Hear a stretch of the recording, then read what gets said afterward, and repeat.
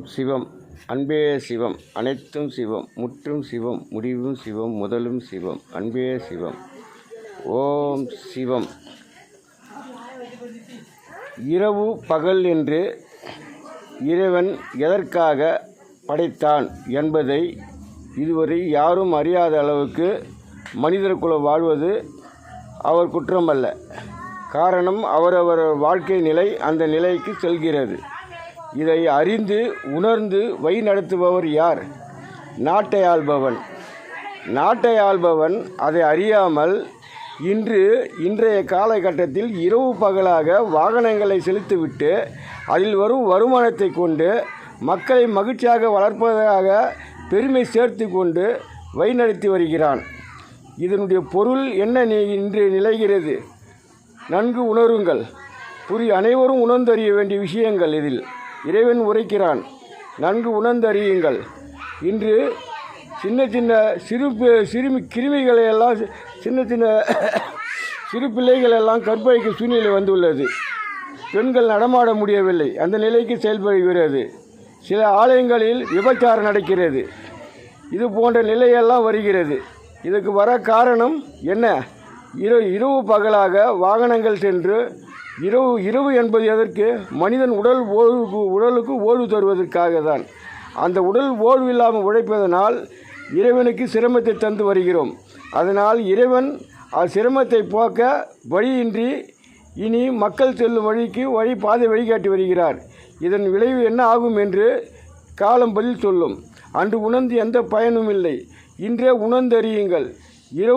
இரவில் வாகனங்கள் செல்லக்கூடாது. 10 மணிக்கு மேல் எந்த வாகனமும் செல்லக்கூடாது. அங்கங்கே நிற்க வைத்து விடிய காலை 4 மணி முதல் செல்ல வேண்டும். இவ்வாறு செயல்பட்டால்தான் வருவதை நம்மால் தடை செய்ய முடியும். இல்லால் இனி வருவதை எவராலும் தடை செய்ய இயலாது. இறைவன் வகுப்பு பல வழியில் உள்ளது. அதை உங்களால் கணிக்க முடியாது, செல்லவும் முடியாது. பொன்பொருளை வைத்து உங்களால் எதையும் செயல்படுத்த இயலாது. பொன்பொருள் வைத்து கொண்டு செயல்படுவர் அனைவருமே மகிழ்ச்சியாக வாழலாம். ஆனால் இகழ்ச்சியை காண நாள் நெருங்கி கொண்டிருக்கிறது. முற்றுப்புள்ளி வைத்து கொள்ளுங்கள். இது உண்மை, இது பொய்யல்ல. இறைவன் உரைப்பதை நன்கு ஆராயுங்கள். உங்கள் இடத்தில் உள்ள பணத்தை ஏழ்மைக்கு தந்து உதவுங்கள். அப்போதுதான் உங்கள் கருமை வினை செல்லும். அதை விட்டு நீங்கள் விற்பனை பொருள்களை வாங்கி உங்கள் வீட்டில் அலங்கார பொருளில் அலங்கரித்து கொண்டால் உங்கள் கருமை வினை அதிகரிக்குமே தவிர அதிலிருந்து உங்கள் விடுபட முடியாது. காரணம், ஒரு உழைப்பாளி கடுமையாக உழைக்கிறான். அவன் ஒவ்வொரு தினமும் அவனுடைய வாழ்க்கை நிலையில் ஏற்படும் சூழ்நிலை காரணமாக நொந்து வாழ்கிறான்.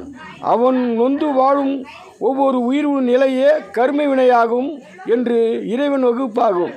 இந்த கர்ம வினையை நீங்கள் நன்கு ஆராய வேண்டும். உங்களுடைய பொன்பொருளை இந்த அரசை நீங்கள் ஆராய்ந்து சென்றால் உங்களுக்கும் சேர்ந்து அழுவு வருவது நிச்சயம்.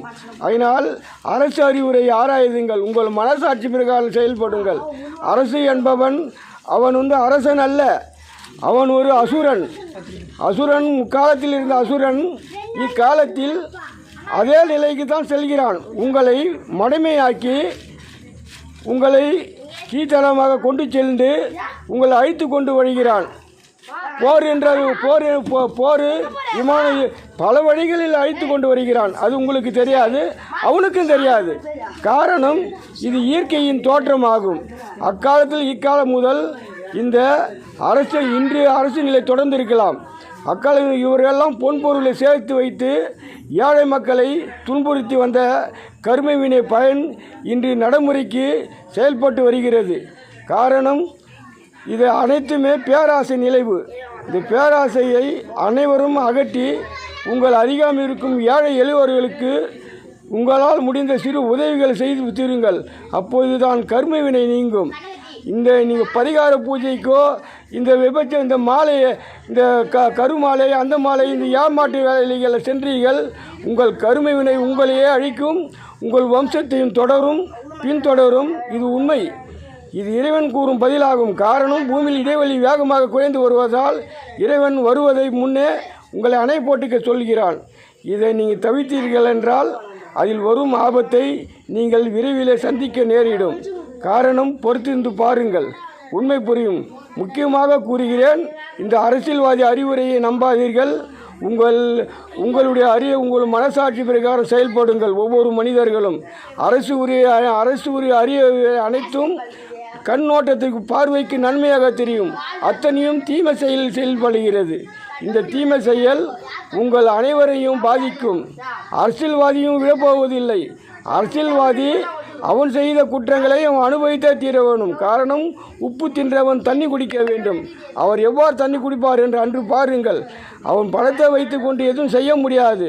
ஒருவேளை சோற்றுக்கெல்லாம் கஷ்டப்படும் நிலை அவனுக்கு வரப் போகிறது. அவன் இறந்துக்கு மருந்து குடித்து செத்தாலும் அவன் உயிர் போகாது. காரணம், அவன் செய்த வினை அவன் அனுபவித்தே தீர வேண்டும்.